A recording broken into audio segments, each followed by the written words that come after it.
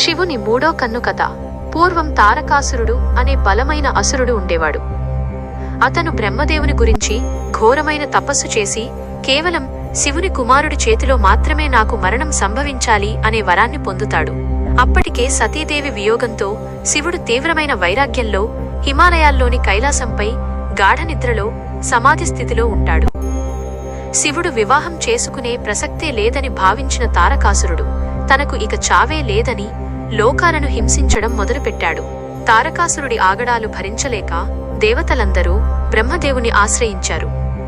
సతీదేవి ఇప్పుడు హిమవంతుడి పుత్రికగా పార్వతి రూపంలో జన్మించిందని, ఆమె శివుని సేవ చేస్తోందని బ్రహ్మ చెబుతాడు. అయితే శివుని ధ్యానం భగ్నమైతేనే తప్ప ఆయన పార్వతిని గమనించడు.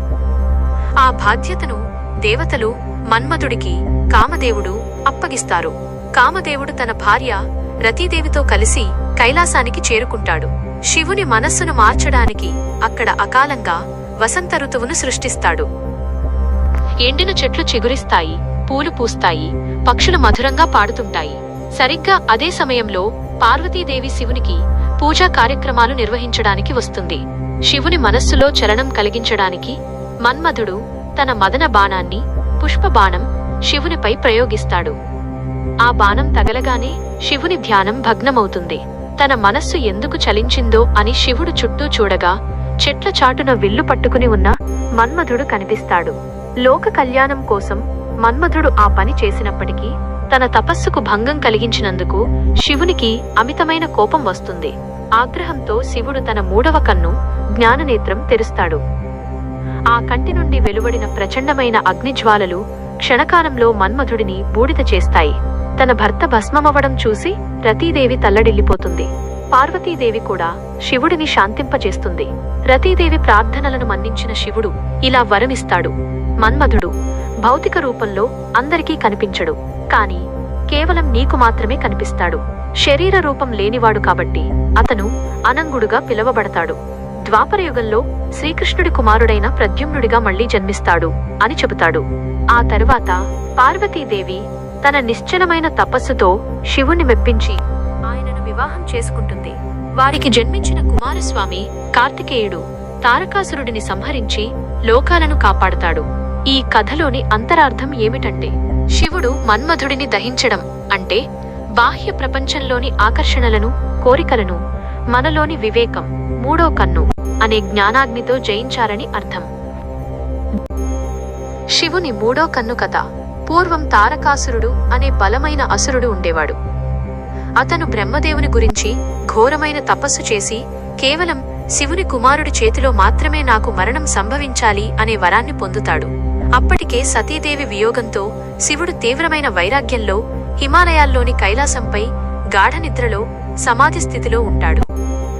శివుడు వివాహం చేసుకునే ప్రసక్తే లేదని భావించిన తారకాసురుడు తనకు ఇక చావే లేదని లోకాలను హింసించడం మొదలుపెట్టాడు.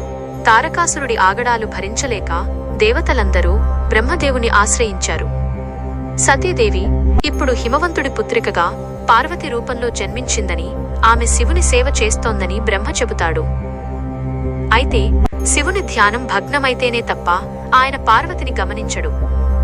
ఆ బాధ్యతను దేవతలు మన్మధుడికి కామదేవుడు అప్పగిస్తారు. కామదేవుడు తన భార్య రతీదేవితో కలిసి కైలాసానికి చేరుకుంటాడు. శివుని మనస్సును మార్చడానికి అక్కడ అకాలంగా వసంత ఋతువును సృష్టిస్తాడు. ఎండిన చెట్లు చిగురిస్తాయి, పూలు పూస్తాయి, పక్షులు మధురంగా పాడుతుంటాయి. సరిగ్గా అదే సమయంలో పార్వతీదేవి శివునికి పూజా కార్యక్రమాలు నిర్వహించడానికి వస్తుంది. శివుని మనస్సులో చలనం కలిగించడానికి మన్మధుడు తన మదన బాణాన్ని పుష్పబాణం శివునిపై ప్రయోగిస్తాడు. ఆ బాణం తగలగానే శివుని ధ్యానం భగ్నమవుతుంది. తన మనస్సు ఎందుకు చలించిందో అని శివుడు చుట్టూ చూడగా చెట్ల చాటున విల్లు పట్టుకుని ఉన్న మన్మధుడు కనిపిస్తాడు. లోక కళ్యాణం కోసం మన్మధుడు ఆ పని చేసినప్పటికీ తన తపస్సుకు భంగం కలిగించినందుకు శివునికి అమితమైన కోపం వస్తుంది. ఆగ్రహంతో శివుడు తన మూడవ కన్ను జ్ఞాననేత్రం తెరుస్తాడు. ఆ కంటి నుండి వెలువడిన ప్రచండమైన అగ్నిజ్వాలలు క్షణకాలంలో మన్మధుడిని బూడిద చేస్తాయి. తన భర్త భస్మమవడం చూసి రతీదేవి తల్లడిల్లిపోతుంది. పార్వతీదేవి కూడా శివుడిని శాంతింపజేస్తుంది. రతీదేవి ప్రార్థనలను మన్నించిన శివుడు ఇలా వరమిస్తాడు. మన్మధుడు భౌతిక రూపంలో అందరికీ కనిపించడు, కాని కేవలం నీకు మాత్రమే కనిపిస్తాడు. శరీర రూపం లేనివాడు కాబట్టి అతను అనంగుడుగా పిలువబడతాడు. ద్వాపరయుగంలో శ్రీకృష్ణుడి కుమారుడైన ప్రద్యుమ్నుడిగా మళ్లీ జన్మిస్తాడు అని చెబుతాడు. ఆ తరువాత పార్వతీదేవి తన నిశ్చలమైన తపస్సుతో శివుణ్ణి మెప్పించి ఆయనను వివాహం చేసుకుంటుంది. వారికి జన్మించిన కుమారస్వామి కార్తికేయుడు తారకాసురుడిని సంహరించి లోకాలను కాపాడుతాడు. ఈ కథలోని అంతరార్థం ఏమిటంటే, శివుడు మన్మధుడిని దహించడం అంటే బాహ్య ప్రపంచంలోని ఆకర్షణలను, కోరికలను మనలోని వివేకం, మూడో కన్ను అనే జ్ఞానాగ్నితో జయించారని అర్థం.